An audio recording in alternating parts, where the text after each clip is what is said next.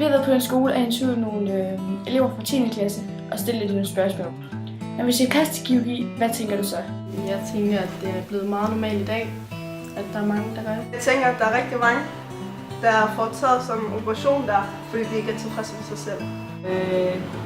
Jeg tænker ting, man får sprøjtet ind i læberne og falske bryster. Jeg tænker, at de der Hollywood-fruer, som bare får lavet læber og kinder og alt.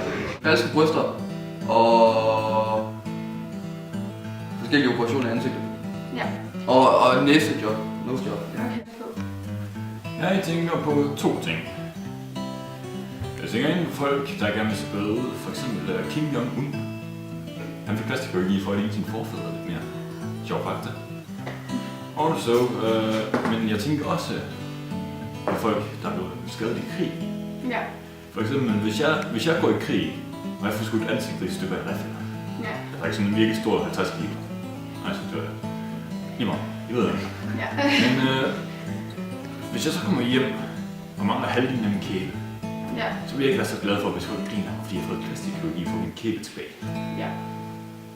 Sådan skønhedsoperationer, hvor man simpelthen ændrer på sine bryster eller fjerner de der rynker fra. Det er forkert at tage plastikkirurgi med i ens krop, fordi man bliver skabt naturligt, som man skulle skabes. Jeg tænker mest sådan berømte skuespillere og falskhed. Det er sådan en generelt andet.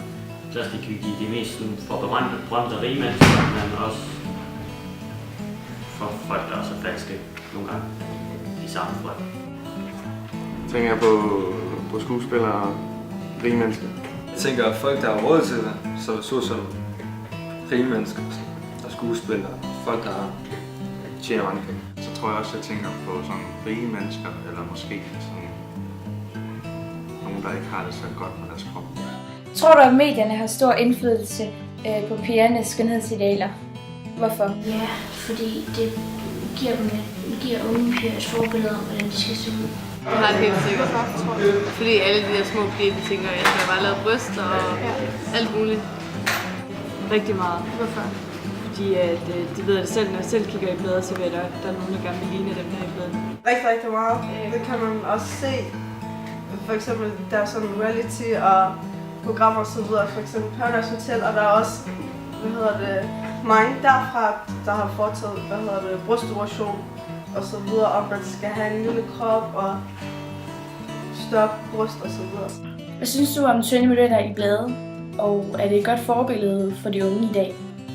Nej, det er det ikke. Og det er heller ikke selve modellen. Det er bare, hvad det er redigeret, det der på bladet. Ja. Det er jo ikke passion. Nej, det er det ikke. Der er rigtig mange, der siger det og alt muligt. Jeg har læst rigtig meget på det, og ja, eller i USA, der er helt vildt, som faktisk dør af det, fordi de skulle dø. Det er ikke for alle piger. Ja. Altså, der er nogen, der godt kan blive kede af det, få det dårligt. Er det nødvendigt at få kosmetisk plastikkirurgi? Har du lyst til at få det, så synes jeg, det er okay, men jeg vil ikke tage på det. Det synes jeg ikke. Jeg synes, personligt synes jeg, at det er noget svineri. Så hellere, hvis man har et dårligt med sig selv, så søg hjælp hos nogle familie og venner, og så få det bedre den vej, i stedet for at ændre på sig selv med kirurgi. Nej, jeg tror ikke, det er fordi det sådan hjælper. Jeg tror bare, der er nogen, der bare tænker, at det hjælper at ændre på sig selv. Jeg synes, at små ting er i orden, men jeg synes ikke, vi skal være helt ens til selv. Hvis det kommer ind på, hvilket omfang det er. Hvis det er, fordi man gerne vil ligne alle de andre, så synes jeg ikke, det er det. Men hvis man er rigtig ked af det, og det er noget, der har gået ind på i mange år, så synes jeg, det er okay. Nej, det synes jeg faktisk ikke. Men man skal være tilfreds med sig selv og være glad for den, man er.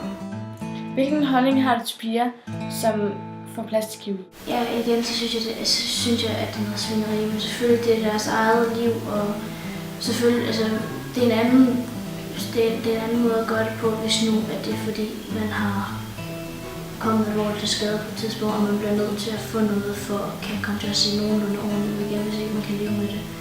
Men ellers synes jeg, det er noget pjat at gøre, hvis det bare fordi, man lige synes, at jeg skal have en større leve, jeg skal have højere kindben. Altså film, som sagt som før, så skal det ikke være alt for store ting. Altså, jeg synes, de ser falske ud. Jeg synes, det ligner lidt nogle Barbie-dukker. Altså jo, jeg har nok en holdning om det. Så jeg synes, det er pænest, når man bare er naturlig. Det kan jeg bedst. Jeg har ikke sådan en holdning som sådan. Jeg tænker bare, at det er synd, fordi at man tænker, hvis du gerne vil se godt ud, så skal du se ud ligesom dem. Altså de kendte, de har jo også som små kroppe og tynde og slanke og så videre. Men man kan også godt se på dem, at de ikke har det så godt, når de bliver ældre i hvert fald, fordi så får de flere rynker og for eksempel botox og så videre. Hvorfor tror du, at kvinder har et større pres end mænd, når det kommer til udseende? Fordi de måske ikke elsker sig selv. Jamen, det ved jeg ikke. Jeg synes et eller andet sted, at det er noget, man kommer til at dyrke. Fordi et eller andet sted har vi jo et større pres. Det er noget, man dyrker selv. Og det er noget, man får et forbillede om. Fordi man kigger på de her medier. Jeg tror igen, at det der med, hvis man ser modeller i blader og sådan noget, at man føler, at man skal se ud ligesom dem. Fordi vi har de modeller, som vi har, de er meget tynde, og så piger, små piger, som er meget tynde. Ja, bare generelt piger og kvinder og så videre, de går mere op i udseendet end lige præcis drenge. Hvad synes du om piger, som får kosmetisk plastikkirurgi? Jeg synes, at der er måske en lille smule galt med dem, fordi at jeg synes, man ser meget bedre ud indenfor, og man skal være naturlig. Hvis de populære mennesker, altså sådan virkelig populære mennesker, som skal være så perfekte som muligt, så har de lidt af en undskyldning. Men hvis det er helt normale mennesker, som bare har lavet selvtillid, så hvem mindre de har en psykisk lidelse eller sådan noget, og det er sådan, der det kommer fra. Jeg ved det, jeg er ikke så meget for det, fordi jeg synes bare, at de skal være taknemmelige for, hvordan de egentlig ser ud, og jeg synes ikke, at nogen de har behov for sådan en plastik. Altså, det er fint, at man bare sådan ikke overdrevet, ligesom til gæster. Ja. Det samme, det er forkert, fordi man bliver skabt, som man skal være, men jeg kan godt forstå, at nogle folk måske gerne skal være anderledes ud. Ja. Hvis det er, at de har meget lav selvtillid, og det er den eneste måde, som de selv synes, det er, at de kan få selvtillid på, så er det vel nok okay. Men, altså, vi er jo et samfund, hvor det er trist, man presser folk ud i det. Men piger, der får det, jeg kan ikke selv lide. Jeg tænker faktisk ikke så meget over det. Altså, det er jo deres eget valg. Altså. Hvad er den perfekte kvindekrop for dig? En almindelig kvindekrop med kurver, og ikke for tynd og ikke for tyk. Jeg ved ikke lige, om jeg har egentlig ikke rigtig tænkt over det, så længe den er naturlig, altså normal. Ja. Overdrivelse. Ja. Jeg rigtig tænke over, hvis det var sådan en veltrænet krop. Ja. Ikke for mange plastikoperationer. Det ved jeg ikke. Bare naturligt. Der skal ikke være alt muligt, der er plastik, for det er jo mere falsk, er det også, det du egentlig gør ud af dig selv. Helst så naturligt som muligt. Ikke for tynd, ikke for tyk, gerne lidt fedt på kroppen, men ellers ikke bare skin og ben. Okay. Det vil nok være en uden plastikkirurgi. Det er vel bare en helt neutral, kan man sige det på den måde, krop, som ikke sådan har alt muligt kosmetiske ændringer. Hvad betyder plastikkirurgi? Plastik er afledt fra græsk og betyder stort set sådan at forme. Det vil sige, at plastisk kirurgi betyder formgivende kirurgi. Har du oplevet, at der kommer kvinder ind, som fortryder, at de har fået kosmetisk plastikkirurgi? Ja, altså ofte ved, eller ikke ofte, men man ser det oftere ved kosmetisk kirurgi end ved rekonstruktiv kirurgi. Arbejder du mest med kosmetisk plastikkirurgi eller rekonstruktion, og hvorfor? Kvinder pænere ved at rekonstruere dem. Og det er jo så efter ulykker, efter kræftsygdom, efter brandskader, efter mange forskellige tilstande. Så børn, der bliver født med det, vi kalder medfødte misdannelser. Masser af ting. Men det handler jo om at føre dem tilbage til det normale, altså til det, man anser som normalt. Så det er jo rekonstruktion, men der er jo en kosmetisk komponent i det. Hvad er din personlige holdning til, at kvinder bruger plastikkirurgi for at gøre dem selv smukkere?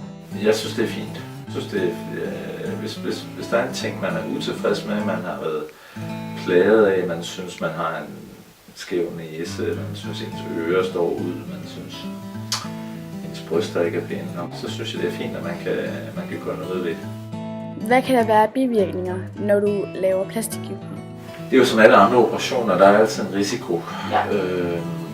Man kan sige, at operationen, hvis den ikke bliver lavet ordentligt, det vil sige, at folk, der er uddannet specielt til det, så bliver resultatet heller ikke så godt, som man kan forvente.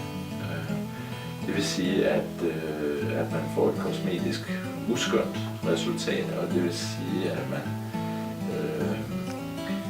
altså ikke opnår det mål, man har. Ja. Selve i forhold til operationer, sådan som generelt betragtet, så er der jo altid en risiko, når man skærer godt. Ja. Og det kan være, at der kommer blødninger undervejs. Man kan få infektion i sårene bagefter. Man kan få blodpropper i benene og i lungerne og sådan. Men det er sådan generelt for al kirurgi, og ikke kun plastisk kirurgi. Hvis du mener, at operationen ikke er nødvendig eller eventuelt sundhedsskadelig, hvad gør du så? Så opererer dem ikke. Ja.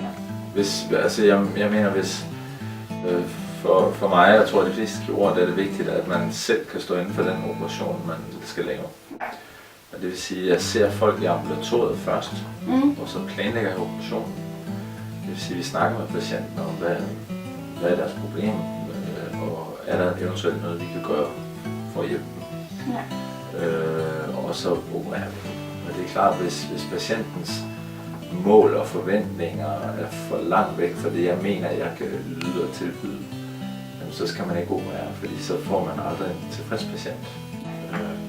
Og så er det også vigtigt at ligesom, stå inden for det, man gør, hvis der kommer en patient, som gerne vil have lavet horn i panden. Ikke? Så vil jeg jo ikke gøre det, for det synes jeg ikke er pænt, og det synes jeg ikke tilhører, hvad skal man sige, normalitetsbegrebet. Og så vil jeg jo selvfølgelig sige nej. Hvilken operationsform er mest populær? Er brystforstørrelse, Ja.